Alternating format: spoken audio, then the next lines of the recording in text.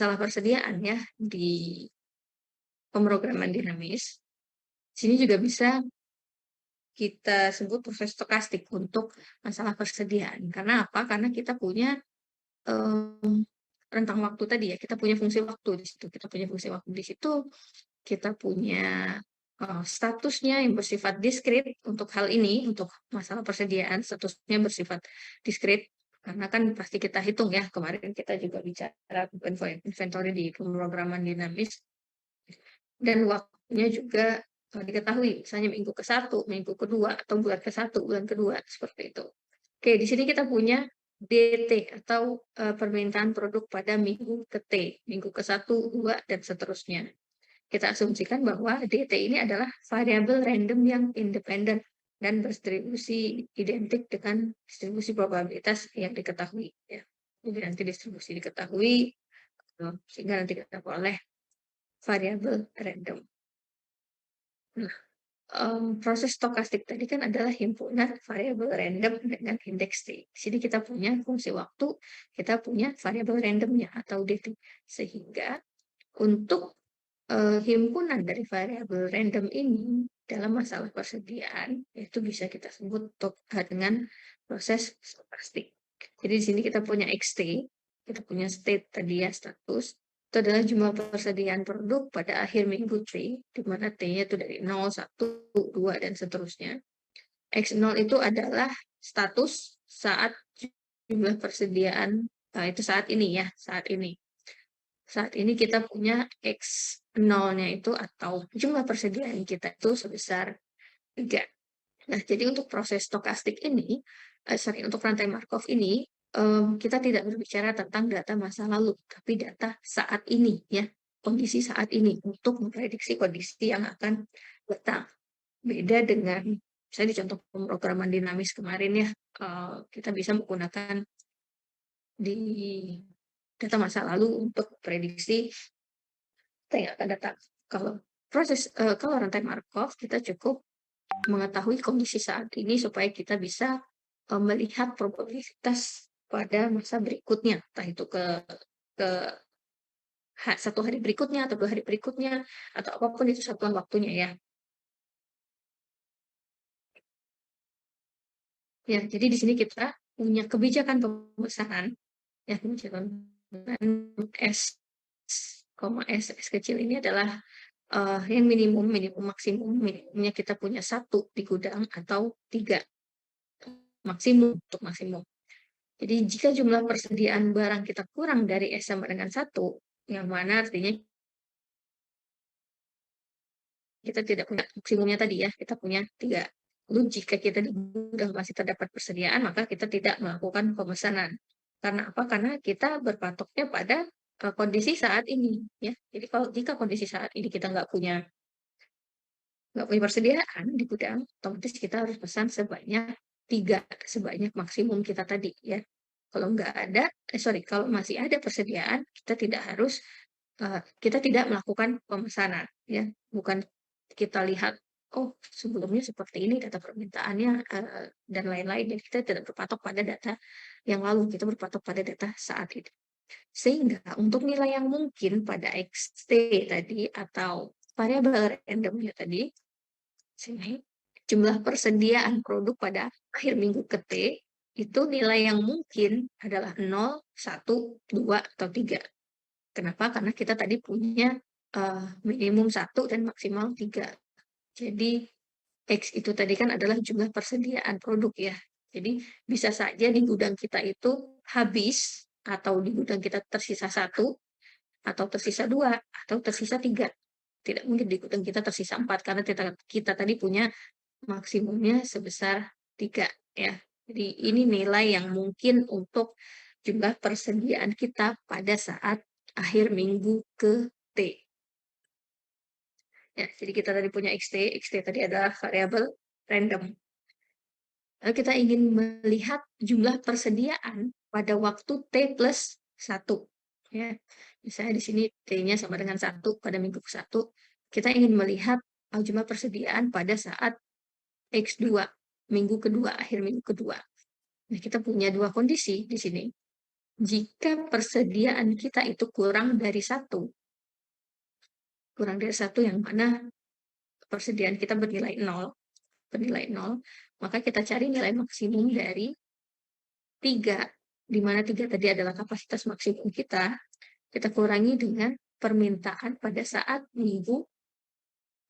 di akhir minggu ke T+1, 0,0. Ya, kita cari nilai maksimum dari 2 ini, itulah nanti yang kita jadikan nilai variabel random dari XT+1 atau minggu keduanya, misalnya ya, misal T-nya sekarang 1. Lalu sebaliknya, jika di gudang kita masih ada 1, berapa yang harus kita ambil nilai variabel randomnya atau jumlah persediaannya tadi. Jadi kita lihat dari kondisi saat ini, persediaan kita saat ini, kita kurangi dengan jumlah permintaan pada minggu berikutnya ya. Kita cari nilai yang maksimum, itulah yang kita pilih itu jika X kita atau jumlah persediaan kita itu lebih dari 1, lebih dari itu sama dengan 1. Ya, itu nanti, itu sekilas contoh prosesnya. Jadi nanti kita punya himpunan variabel randomnya, berarti kalau misalnya kita punya T-nya itu sampai 4 ya, berarti kita punya minggu ke-1, minggu kedua, 3, dan ke-4. Berarti kita nanti akan punya X, X1, X2, X3, dan X4. Ya, nilai-nilainya berapa saja nanti akan melibatkan probabilitas ya, karena kita tadi punya distribusi probabilitas yang nantinya kita ketahui. Ya, di sini juga ada statistik ya, di sini ada distribusi-distribusi yang nanti perlu diingat lagi seperti apa, karena kita berbicara tentang probabilitas. Ya, jadi berapa kemungkinan jumlah persediaan kita pada minggu ke-1 jika hari ini kita cuma punya 1 misalnya. Misalnya kalau kita punya hari ini kita punya isi gudang cuma 1, kemungkinan besok kita punya 3 di gudang tuh berapa persen, gitu ya. Atau jika hari ini cuma punya 1, kemungkinan kita punya lagi besok itu sebanyak 0, berapa persen, seperti itu ya. Itu yang akan kita cari nanti nilainya, probabilitasnya dari distribusi-distribusi yang diketahui. Oke, kita masuk ke pemodelan prosesnya ya. Ini kita punya epoch untuk titik waktu saat sistem diamati, di mana kalau di rantai pasok, berarti kita bicara titik waktunya itu saat ini ya. T-nya sama dengan saat ini, hari ini, atau apapun itu nanti waktunya, bulan ini, minggu ke-1, bulan ke-1. Kalau kita punya status atau state, itu nilai yang berkaitan dengan kondisi yang mungkin diamati, atau nilai variabel random yang mungkin. Seperti tadi, contoh di persediaan tadi, kita punya beberapa nilai-nilai yang mungkin ya, nilai-nilai yang mungkin untuk variabel random kita. Lalu kita punya realisasi proses. Ini adalah catatan dari status yang diamati sepanjang waktu. Dan juga ada transisi, yaitu tiap perubahan status. Nah, realisasi proses ini tadi kan adalah catatan dari status yang diamati sepanjang waktu. Status ini tadi kan kita punya nilai di sini ya. Statusnya apakah berupa discrete, berupa continue. Kalau kita bicara persediaan tadi kita punya statusnya discrete. Kita punya tadi 0, 1, 2, atau 3. Nah, di sini misalnya ini contoh persediaan. Kita tadi punya waktunya adalah minggu dan statusnya tadi adalah jumlah persediaan ya. Ini X, ini W lah, kita bikin waktu. Misal di minggu ke-1 kita punya jumlah persediaannya 2, berarti minggu 0 kita punya persediaan 1, 2-nya 1, dan seterusnya ya. Ini untuk ilustrasi dari realisasi proses. Oke. Nah, lalu kita masuk ke diagram transisi. Jika difokuskan pada struktur, transisi status dapat digambarkan dalam bentuk diagram transisi. Nah, seperti apa ini? Tadi kita punya variabel randomnya itu 0, 1, 2, atau 3 ya. Kita punya 0, 1, 2, 3. Ini adalah masing-masing status yang kita punya, nilai yang mungkin, variabel random yang mungkin. Nah, transisi kita lihat ya, kalau dari 0 saat misalnya jumlah persediaan kita itu 0, dia akan bisa berubah menjadi 0 itu lagi sendiri, atau dia bisa berubah dari 0 ke 1 untuk statusnya, atau dari 0 ke 3, atau 0 ke 2, jika status kita 0. Kalau misalnya status kita 1, kemungkinannya ya bisa tetap 1, atau bisa ke 0, bisa berubah menjadi 0, atau bisa bertambah menjadi 3, atau bertambah menjadi 2. Ya, itu juga berlaku untuk status yang lainnya, 2 dan 3. Ya, ini kalau digambarkan secara diagram untuk diagram transisi. Oke, lalu kita punya probabilitas transisi.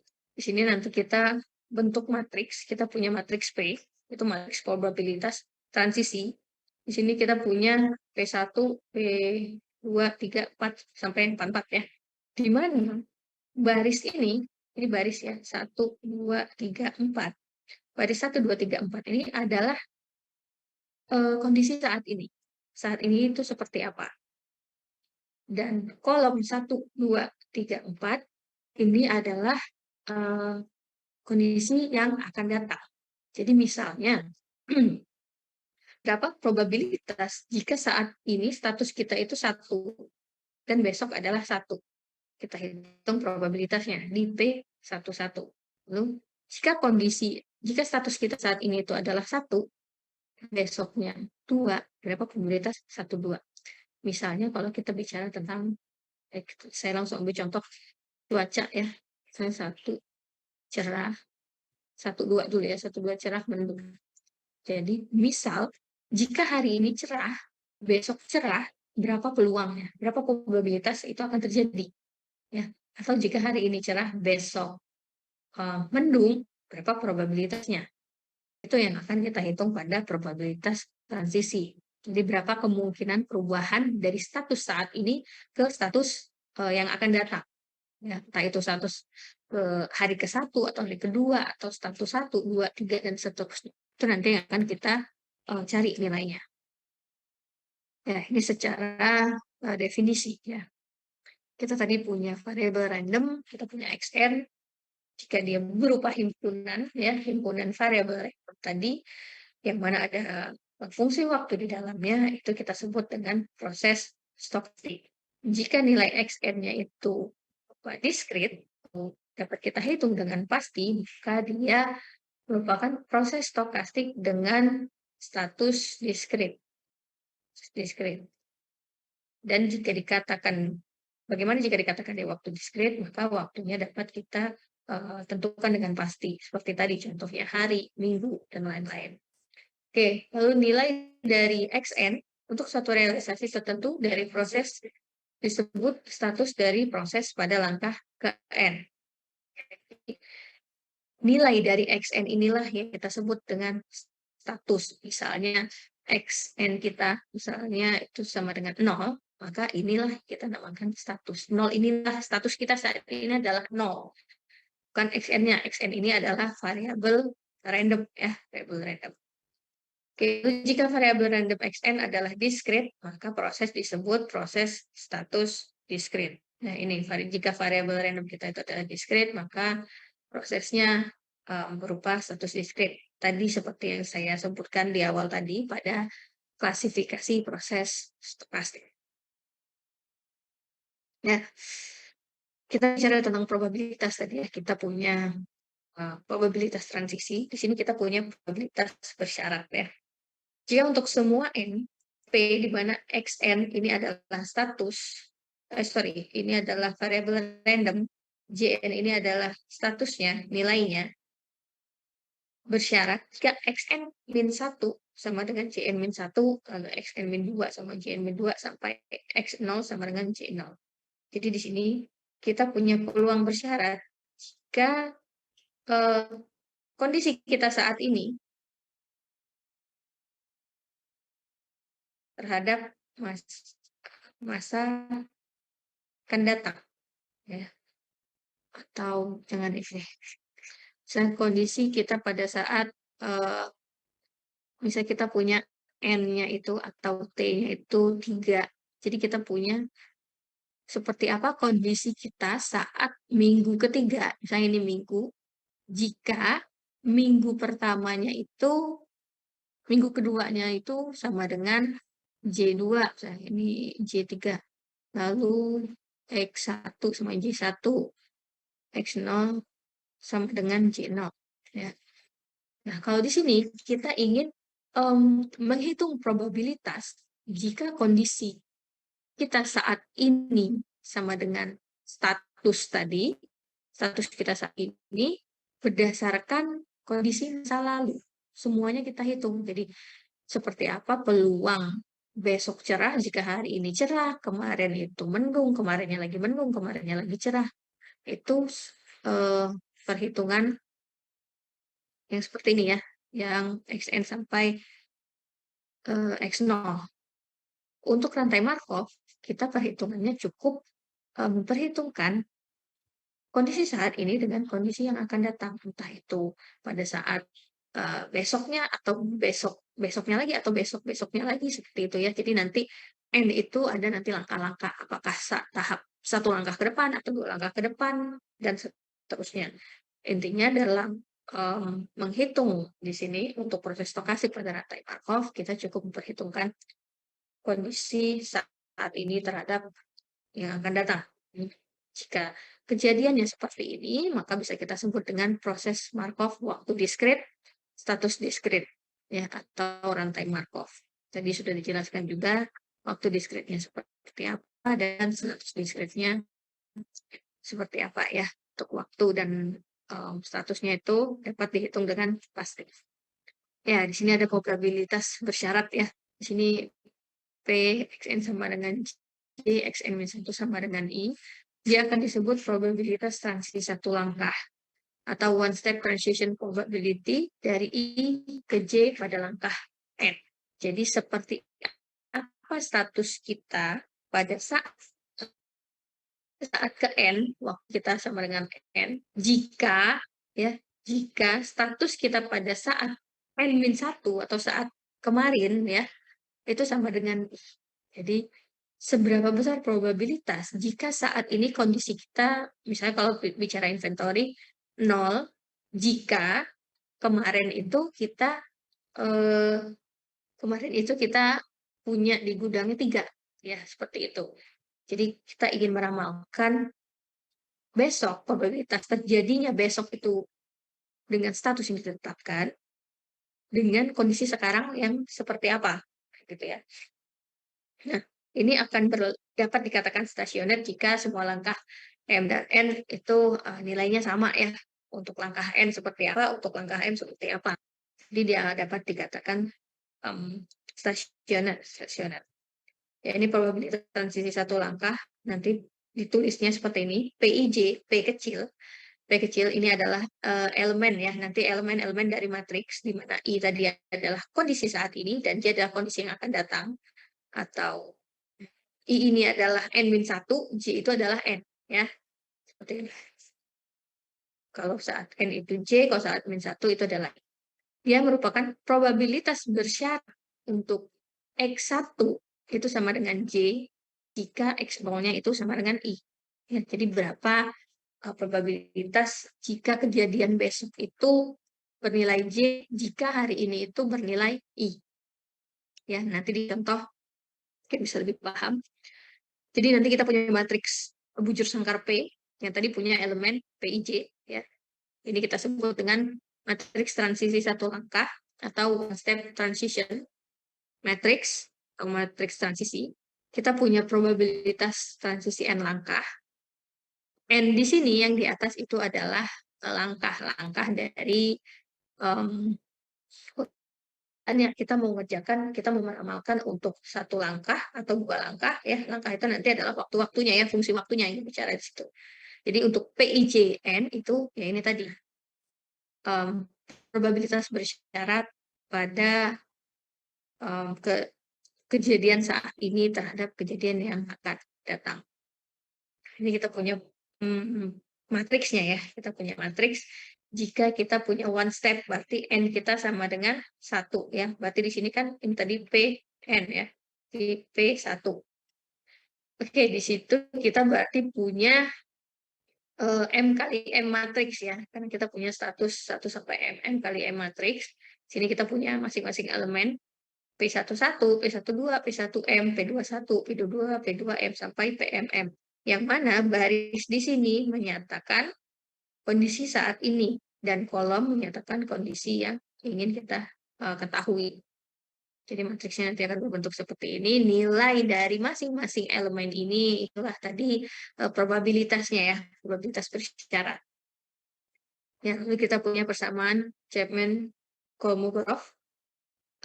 Ini jika kita punya sebarang, kita punya langkah N dan M. Ya. Jadi nilai untuk PIJ pada langkah ke N itu akan sama dengan jumlah dari elemen pada saat kejadian saat ini itu I dan langkah K kurang N min M, pangkat N min M. Ya, ini adalah menunjukkan statusnya, stepnya ya, stepnya. Lalu untuk PN sama dengan PN min 1 kali P, ini kita ingin menghitung, jika kita ingin menghitung probabilitas pada saat N step. Misalnya tadi kita cuma ingin melihat probabilitas transisi pada saat minggu pertama, berarti di sini kita cuma punya P1. Jadi kalau P1 ya yang tadi, kita cukup menghitung nilai ini, gitu ya. Nanti ada berapa banyak statusnya. Kalau statusnya 3, berarti kita punya matriks 3 kali 3. Kalau 2 ya 2 kali 2. Intinya dia nanti akan berbentuk matriks bujur sangkar. Lalu jika kita ingin menghitung 2 hari berikutnya atau 2 minggu berikutnya, berarti di sini P2 ya. P2 berarti secara menghitungnya P2 kurang 1. Jadi ini P kali P. Ini perkalian matriks. Tadi kita punya P1 tadi, kita kalikan dengan P tadi juga. Nah, itulah nanti probabilitas pada saat 2 minggu berikutnya misalnya, atau 2 bulan berikutnya, dan seterusnya jika P-nya nanti bertambah. Oke, lalu kita punya penentuan probabilitas transisi. Ya, jadi seperti apa kita bikin probabilitas transisi tadi, matriks P tadi. Matriks P tadi yang punya isinya P11, P kecil ya, P12, P13, dan seterusnya. Kita punya distribusi empiris dan distribusi teoritis. Oke, kita masuk ke distribusi empiris. Distribusi empiris itu distribusi yang dapat kita ketahui berdasarkan data yang sudah kita peroleh ya, berdasarkan dari pengalaman seperti itu ya. Contohnya pada masalah ramalan cuaca dari data historis ya. Kita punya data historis tentang kondisi cuaca tiap hari yang kita ambil selama 15 minggu ya. Lalu kita punya status. Nah, berarti di sini ini adalah X ya. Ini XT. Statusnya kita punya 1 itu cerah, atau 2 itu mendung, 3 itu hujan. Jadi kita ambil data dari minggu ke-1 untuk setiap harinya sampai minggu ke-15. Loh, kenapa Bu kok kita pakai data yang kemarin-kemarin gitu ya? Kita memang menggunakan data historis, cuma kita menghitungnya tetap berdasarkan data pada saat ini kita bandingkan untuk data yang akan datang, entah itu ke-1, ke-2, dan seterusnya ya. Kita tetap berdasarkan data saat ini. Ya, ini datanya. Datanya kita punya 15 minggu, 1, 2, 3, 4, sampai 15. Di mana setiap minggu kita punya 7 hari, dari Senin sampai Minggu ya. Misal, cara bacanya ya, misal hari Rabu kita statusnya 2. 2 tadi apa? Mendung. 2 tadi mendung, Kamis, apa tadi? Hujan ya, 3 itu hujan. Ya, ini data yang kita peroleh dari 15 minggu terakhir. Pada hari Rabu minggu ke-1 itu mendung, hari Kamisnya hujan, hari Jumatnya mendung lagi, besoknya hujan lagi, besoknya mendung lagi, dan seterusnya ya. Ini data yang kita peroleh. Nah, berdasarkan data ini, kita juga bisa buat probabilitas transisi. Oh, dari data ini ternyata pergerakan cuacanya seperti ini loh setelah kita data gitu ya. Nanti kita hitung lagi seperti apa probabilitasnya jika kondisi saat ini misalnya hujan, lalu besok mendung, seperti sebesar apa probabilitasnya, seperti itu berdasarkan dari pengalaman yang sudah kita punya dari data yang kita catat tadi selama 15 minggu. Oke, jadi kita punya matriks frekuensi transisi. Kita punya 3 status tadi ya, berarti kita nanti punya matriks 3 kali 3. Ini status kita saat ini, atau hari sekarang, ini hari berikutnya.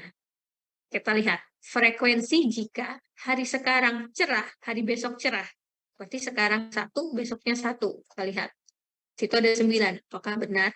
Kita lihat 1, 1. Ini enggak termasuk. Berarti ini ya. 1, 2, 3. Ini juga 4. Lalu 5, 6, 7, 8, 9. Kita punya 9 kali, jika hari ini hujan, jika hari ini cerah, besoknya mendung. 9. Lalu, berapa banyak kondisi jika hari ini cerah, besoknya mendung? Ternyata kita peroleh 8. Ya. 8 jika hari ini cerah, besoknya hujan, ada 10. Dan seterusnya, berdasarkan dari data ini tadi ya. Berdasarkan dari data ini. Oke. Kita sudah punya matriks frekuensinya, sekarang kita hitung rasionya. Jadi jika hari ini cerah, besoknya itu cerah, mendung, hujan. Kita bandingkan 9 per berapa nih totalnya? 27, 9 per 27. Lalu di sini ya berapa lah, pokoknya ini totalnya dihitung ya. Kita cari rasio dari masing-masing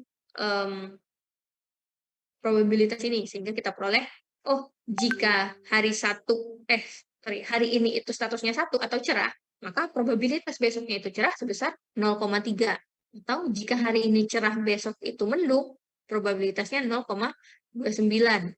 Kalau hari ini cerah, besoknya hujan, probabilitasnya 0,3. Dan seterusnya ya, untuk mencari probabilitas transisi dengan distribusi empiris ya, berdasarkan dari pengalaman, berdasarkan dari data historis seperti itu. Lalu yang kedua, kita punya distribusi teoritis. Kita menggunakan teori untuk mencari probabilitas transisi. Contohnya, kita ambil tadi masalah persediaan tadi, di mana demand kita itu memiliki distribusi Poisson ya, dengan lambdanya sama dengan 1. Ya, ini sudah dipelajari di statistik ya, statistik tentang distribusi dan lain-lain. Tidak akan saya jelaskan lagi di sini karena sudah didapatkan di statistik. Intinya harus sudah paham mengenai distribusi, probabilitas bersyarat dan lain-lain ya. Kita punya XT tadi adalah variabel random ya, variabel random kita tadi perhitungannya sudah ada untuk mencari nilai atau status pada saat T+1, kita punya kondisi ini, 2 ini. Ya. Jika kondisi status gudang kita tadi, atau jumlah persediaan kita tadi kurang dari 1, seperti apa mencarinya, jika lebih dari sama dengan 1, seperti apa. Oke, kita mulai. Ya, kita punya matriks P, tadi ya, kita punya matriks probabilitas. Kita cukup kita lihat ya untuk satu langkah ya, untuk 1 minggu berikutnya.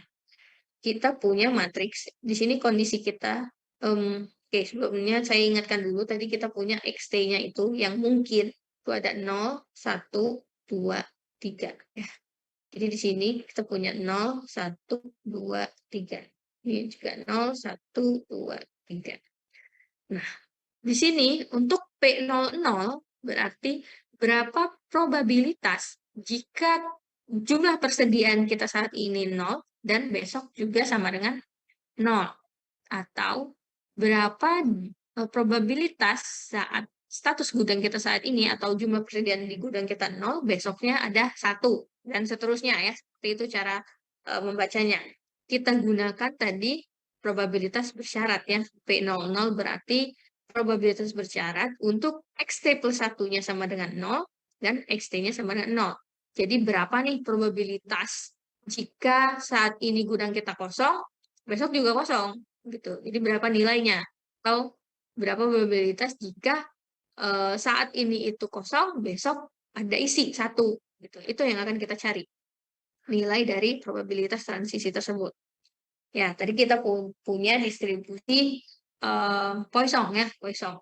Oke, untuk P00 kita punya probabilitas bersyarat jika XT-nya itu sama dengan 0 dan XT plus 1-nya sama dengan 0. Nah, kita tadi punya kondisi ini. Kalau XT sama 0 berarti dia menggunakan yang ini ya, karena dia kurang dari 1. Jika XT 0, maka XT plus 1-nya sama dengan maksimum dari nilai maksimum di gudang kita kurangi dengan demand pada saat pada saat berikutnya, pada saat hari plus 1-nya, 0. Maka jika kita ingin mendapat XT plus 1-nya sama dengan 0, maka sini 3 min berapa nilai DT plus 1 yang harus kita peroleh ya. Berarti kan paling tidak kita harus punya nilainya 3. Sehingga nanti jadinya max 0,0. Kayak kita harus dapat 0. Kan kita ingin dapat XT plus 1-nya sama dengan 0. Kalau misalnya DT-nya kita tulis 2, kalau DT-nya kita tulis 2, berarti kan 3 kurang 2,0 berarti kan 1,0 tidak bisa memenuhi. Sehingga untuk memenuhi XT plus 1-nya sama dengan 0, maka DT-nya itu lebih dari sama dengan 3. Kenapa nggak bisa 4? Karena kita tadi punya kebijakan pesanan mana nilai maksimumnya adalah 3. Ya. Jadi harus bisa sama dengan 3. Oke, kita sekarang sudah punya DT-nya itu lebih dari sama dengan 3. Jadi untuk P00 kita gunakan ini kan variabelnya ya. Variabelnya DT plus 1 kita gunakan distribusi Poisson. Ya, distribusi Poisson untuk DT plus 1 lebih dari sama dengan 3 itu sama dengan 1 min probabilitas pada saat demand-nya kurang dari sama dengan 2. Ya, ini probabilitas Poisson ya. Lambda K E min lambda per faktorial. Oke. Ya, ini nanti nilainya bisa dicari ya, bisa dicari, dimasukkan berarti 1 dikurang sigma K sama 0, 2 lambda pangkat K, ya nanti K-nya tinggal ganti dari K0 sampai ke K-nya sama dengan 2 ya. Ini untuk mencari nilai P00. Lalu jika nih untuk P10 berarti kan kondisi saat ininya adalah 1. Kondisinya kan kita cari besoknya itu adalah 0. Jadi kita lihat berapa probabilitas bersyarat jika kondisi gudang kita saat ini sama dengan 1 dan besoknya